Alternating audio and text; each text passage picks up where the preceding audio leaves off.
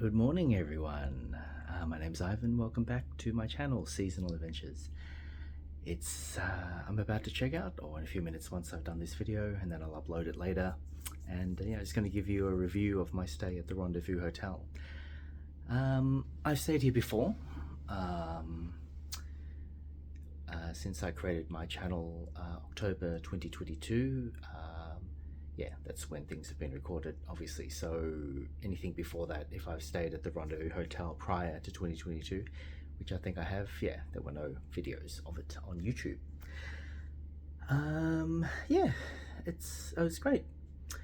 I stayed longer here, 3 nights. If you want to know the reason why, the motivation for that, I'll put a link in the comments to that video. And yeah, I use Qantas points for this room, so there's no additional cash charge or monetary charge. There shouldn't be. When I check out, they shouldn't have to charge me any incidentals. I know they have to check the room, and they have my credit card. They've swiped my credit card, so if there's any damage to the room, they can charge me, but I doubt it. So overall, yeah, it's very nice. Just a couple of things also I want to point out in the room. Yeah, I'll just in no particular order. There was no luggage rack, so I just turned one of the 2 seats like this way, and yeah, place my small suitcase on there. Just easier to access rather than bending down all the time. There's 2 trash cans in the room. This is my legacy. This one didn't have any lining, like plastic lining, but the one in the bathroom has, but I didn't choose to use that trash can in there. Just another observation, this mirror, how it's got this gap here, I thought that you could slide it down, like this was adjustable, this mirror, but no, it's just a fancy design that it's got that gap. But I thought, yeah, the mirror could slide down into that slot. It can't. It's pretty much fixed. With the shower recess, as I pointed out in the room tour, because there's no door here and it's right next to the toilet, I noticed when the water was on the floor, even here, yeah, unless you wear bare feet into this area as well, not just the shower, your feet would be wet if you need to use the toilet. Only the once, luckily when I say it's not like 10 times it's happened, there's only once where I stayed at a hotel, the name Jasper Hotel on Elizabeth Street in Melbourne. It was a spontaneous idea. I just stayed in the city one night and I didn't have my footwear, like thongs or sandals. I do use them now when I'm in hotel rooms or public shower. When I say public, other people have used the shower and the room, obviously. I got tinea in my feet, so yeah, I know no one will always catch it, but being a communal space, I know the cleaners clean it. Well, they should. The floor, you can still catch it, and I did. So if I were to wear bare feet and sit on the toilet and the floor is wet, anyway, you get the idea. So, I mean, I know that it's space. It's a very small bathroom, so they're just making do what they can where they position the shower and the toilet. Again, I didn't use the capsule coffee maker, as I didn't choose to use it when I stayed at the Novotel recently. I definitely used the kettle. Used the hairdryer once, but yeah, since my hair's not as long as before, I just dried it with the towel in the bathroom. Last but not least, yeah, this mirrored sliding door that gives you access to the bathroom. Oh, by the way, there's a sensor light in here, so if you're standing still or you're not using the bathroom after a certain time, it turns off. Anyway, so when you slide the door closed, if you want some privacy, if you're staying with someone, it will reveal these switches that has the, when you put your room key, it will light up all the lights if you already had them on before. And these are the buttons for the indicators outside my door, whether I don't want to be disturbed or I want my room made up. Master on, that's the lights for the room.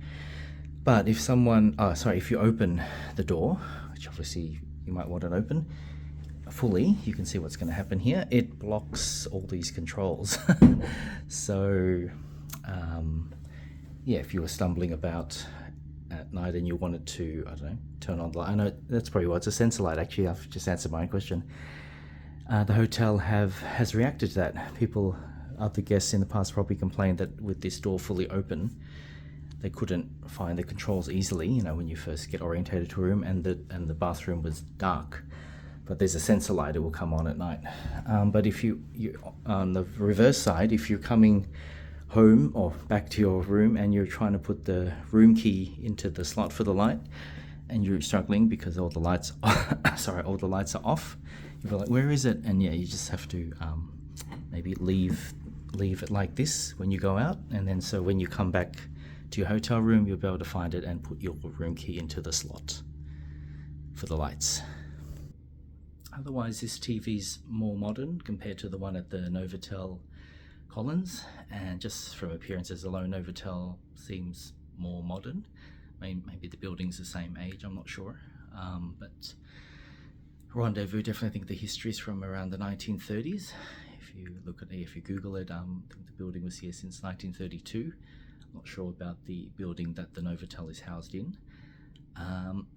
The vents, even though there's two, as you can see there, it's not overly drafty. You can obviously turn off the fan, as I've done. Sometimes I left the fan on. Temperature control works well.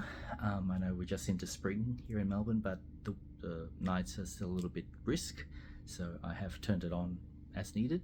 That worked well. Yeah.